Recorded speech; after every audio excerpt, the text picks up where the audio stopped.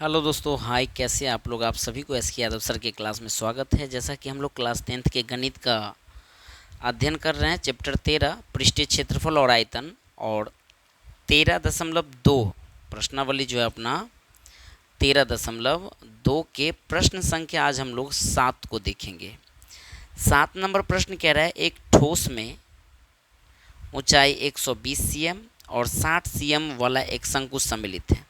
माने कुछ एक ऐसा आकृति बनाया गया है जिसमें ऊंचाई 120 और 60 cm वाला एक शंकु सम्मिलित है, जो 60 cm त्रिज्या वाले एक अर्धगोला के ऊपर आरोपित है। सीधा समझ जाए कि हम खिलौना वाला प्रश्न पीछे पढ़े हैं, तो एक अर्धगोला के ऊपर एक शंकु अध्यारोपित है। इस ठोस को पानी में भरे हुए एक लंबवृत्तीय बेलन में इस प्रकार सीधा डाल दिया जाता है। यानी जो खिलौना बनाना है उस खिलौना को हम एक बेलनाकार बर्तन में डाल देते हैं ताकि ये बेलन की तली को स्पर्श करे। और यदि बेलन की त्रिज्या भी 60 सेंटीमीटर और टोटल ऊंचाई 180 सेंटीमीटर है, तो बेलन में शेष बचे पानी का आयतन क्या होगा? सीधा समझिए, हम बेलन के आयतन में से वो जो ठोस बनाएंगे यानी अर्धगोला के ऊपर शंकु, उन दोनों का आयतन क्या करेंगे? घटा देंगे, तो शेष पानी का आयतन अपना क्या हो जाएगा? ज्ञात हो जाएगा। तो चलिए हम लोग प्रश्न का शुरुआत करते हैं सॉल्यूशन फोटो के माध्यम से। सबसे पहले जो अपना प्रश्न दिया है कि 120 cm और 60 cm त्रिज्या वाला एक शंकु बनाना पड़ेगा ना, और किसी अर्धगोला के ऊपर अध्यारोपित है, और अर्धगोला का भी सब चीज़ दिया है, 60 cm त्रिज्या वाला अर्धगोला दिया था। तो सबसे पहले हम लोग एक अर्धगोला रेडी कर लेते हैं। ये मान लीजिए कि अपना एक अर्धगोला है और इस अर्धगोला के ऊपर एक शंकु अध्यारोपित है। ये है आपका शंकु, ये हो गया आपका ठोस। तो कहने का सेंस, इस अर्धगोला का त्रिज्या सवाल में कितना दिया है? आप रीड किए हैं कि 60 सेंटीमीटर। जब इसका 60 सेंटीमीटर त्रिज्या है, इसका मतलब ये हुआ शंकुआकार भाग का भी त्रिज्या 60 सेंटीमीटर हो गया। हालांकि प्रश्न में दे भी दिया है, यहाँ दिया है ना, 120 cm इसका ऊंचाई और 60 cm क्या होना चाहिए इसका त्रिज्या वाला शंकु। तो इस शंकु का ऊंचाई की बात करूँ तो शंकु की ऊंचाई कितना दे दिया है? शंकु की जो ऊंचाई है वो आपका 120 cm है, शंकु की ऊंचाई। अब इस ये जो ठोस है इसको उठा करके हमको कहाँ डालना है? एक बेलनाकार बर्तन में। तो चलिए एक बेलनाकार हम लोग बर्तन बना लेते हैं। ये मान लीजिए कि अपना बेलनाकार बर्तन हम इसी में बना लेते हैं। इसी पे क्यों बनाएंगे? क्योंकि इस बेलनाकार का जो बर्तन बना रहा हूँ, इसका जो तली बोला गया है ये तली में रखना है, तो इसका तली सटा हुआ रहना चाहिए। इससे यह भी स्पष्ट होता है कि बेलनाकार जो बर्तन है इसका ये वृत्ताकार वाला जो भाग है ना, सेम इसी वृत्त के समान है। कहने का सेंस, इसका भी त्रिज्या कितना होगा? आपको 60 cm होगा। हालांकि आपके प्रश्न में भी दे दिया गया है कि जिस बेलन में रखेंगे उस बेलन के तली को स्पर्श करिए। यदि बेलन की त्रिज्या आपको कितना दिया है? 60 सेंटीमीटर, लेकिन बेलन का ऊंचाई टोटल कितना दिया है? 180 cm। तो हम लोग इस ठोस के टोटल ऊंचाई बात करूँ, यहाँ पर मान लीजिए कि ये हम बेलन बना दिए। हालांकि ये बेलन बड़ा भी बन सकता है, यहाँ पे टच कर गया, थोड़ा बड़ा भी बन सकता है, कोई ज़रूरी नहीं कि इसमें टच करना ही चाहिए। तो इस बेलन का ऊंचाई कितना दे दिया है? आपको 180 सेंटीमीटर दे दिया है।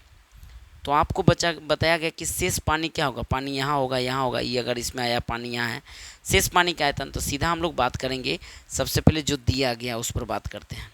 लिखेंगे, ये प्रश्न है 13.2 का क्वेश्चन नंबर आपका 7 है। दिया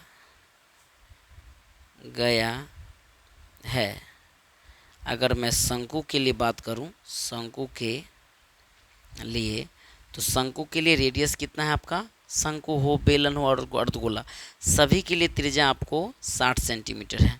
शंकु के लिए ऊंचाई की बात करूं तो वो आपका 120 cm है। अर्धगोला के लिए बात करूं, अर्धगोला के लिए, तो अर्धगोला के लिए भी रेडियस कितना दे दिया आपको? 60 सेंटीमीटर नहीं हो जाएगा रेडियस 60 सेंटीमीटर। अगर मैं बेलन के लिए बात करूं, बेलन के लिए, तो बेलन के लिए रेडियस कितना दे दिया है?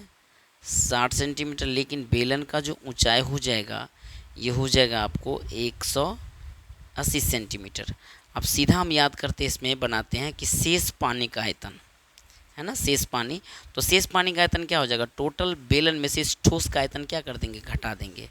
यहाँ ऐसे लिख देंगे, डायरेक्ट एक ही साथ बना देते हैं, शेष पानी का आयतन बराबर क्या हो जाएगा, बेलन का आयतन माइनस ठोस का आयतन। आपके मन में एक प्रश्न उठता होगा कि सर ये ठोस क्या है। हम अर्धगोला और शंकु दोनों को फेंट देंगे, उसी को ठोस कहे हैं यहाँ पे, ठीक है ना। तो बेलन का आयतन क्या हो जाएगा, बेलन का आयतन होता है पाई आर स्क्वायर एच।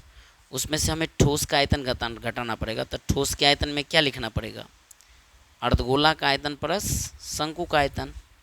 यहाँ पे ऐसे लिख देते हैं, अर्धगोला का आयतन, अब प्लस समझाने के लिए इतना भाषा मैं दे रहा हूँ, शंकु का आयतन। ये दोनों मिलकर के ना ठोस बना है ये इस डब्बा में जो गया है। तो यानी ये हो जाएगा पाई आर स्क्वायर एच माइनस अर्धगोला का आयतन क्या होता है 2/3 पाई आर क्यू, और शंकु का आयतन होता है 1/3 पाई आर स्क्वायर एच होता है। ये हो जाएगा पाई।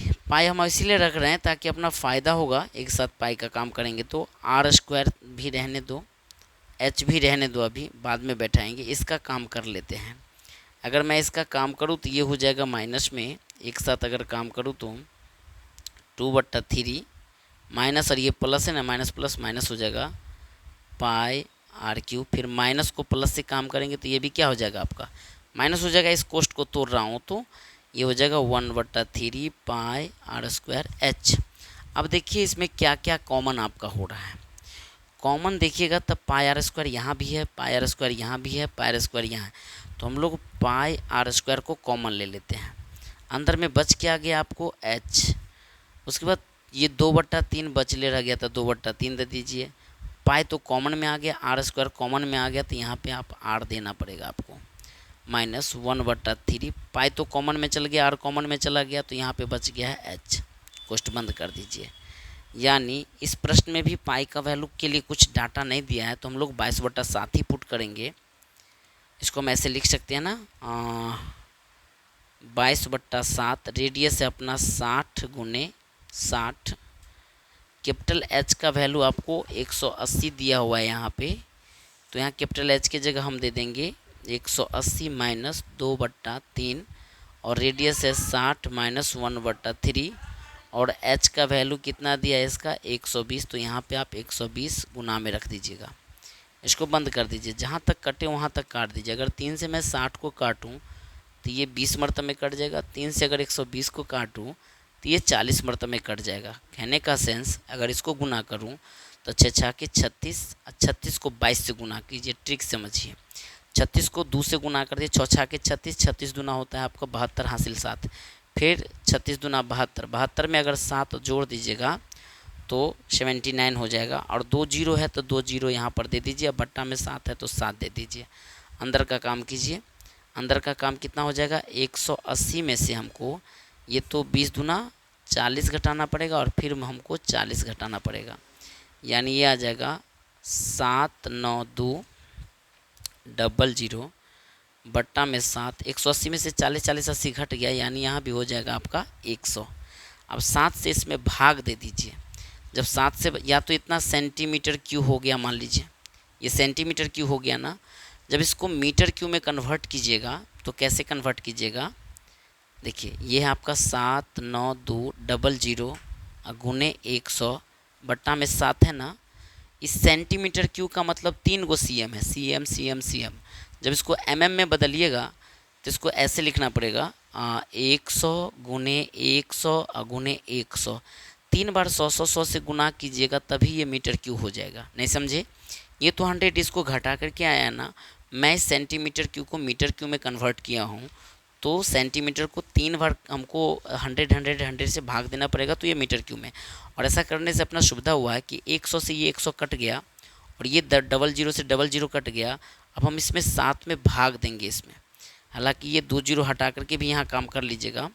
चलो भाग देते, 7 से 7 में भाग देंगे एक मरतब में, फिर 7 से 9 में भाग दूँ तो फिर एक मरतब में हासिल हो गया आपका 2, 2 पर 2 22 हो जाएगा, 7 या 21, 7 या 21 हो जाएगा। फिर दशमलव दे दीजिए, 1, 1 पर 0 10, 1 पर 0 10, 7 एकम 7, फिर 3 पर 0 30, 7 चौक 28, फिर 2 पर 0 20, 7 दूना 14, फिर 6 पर 0 60, 7 अट्ठे 56, ऐसे भाग देते जाइएगा। फिर 4 पर 0 40 हो जाएगा, 7 पंचे 35, फिर 5 पर 0 50, 7 सत्ते 49, बहुत दूर तक चला जाता है। और नीचे में आपका कितना दिया हुआ है आपको, ये 100 है तो नीचे 100 है। यानी देखा जाए तो हम लोग इस 100 से फिर इसमें भाग दे दें तो अपना आंसर आ जाना चाहिए। देख लेते हैं इसको, इस 100 से इसमें हमको भाग देंगे तो कितना आ जाएगा। इतना लंबा नहीं लिखना, मैं तो ऐसे ही भाग देते चला गया। 100 से भाग दीजिएगा तो दशमलव से इधर ही 2 आना पड़ेगा ना, ये नहीं, ये जाएगा 1.13, और लिखना है तो लिख भी सकते हैं। ये मीटर क्यों में आ जाएगा, इतना आंसर हो जाएगा। तो ये था आपको 13.2 का प्रश्न संख्या 7। इसका स्क्रीनशॉट लेना चाहते हैं तो आप ले लीजिए। बहुत अच्छा क्वेश्चन था, थोड़ा सा टाइम लगता है, कैलकुलेशन है, लेकिन समझना पड़ेगा ना, गुना भाग का खेल है इसमें। तो ठीक है, अब हम लोग अगले क्वेश्चन में मिलेंगे, तब तक के लिए हम लोग लेते हैं विदा। आप सभी से good day, take care, all the best. जय हिंद, जय भारत।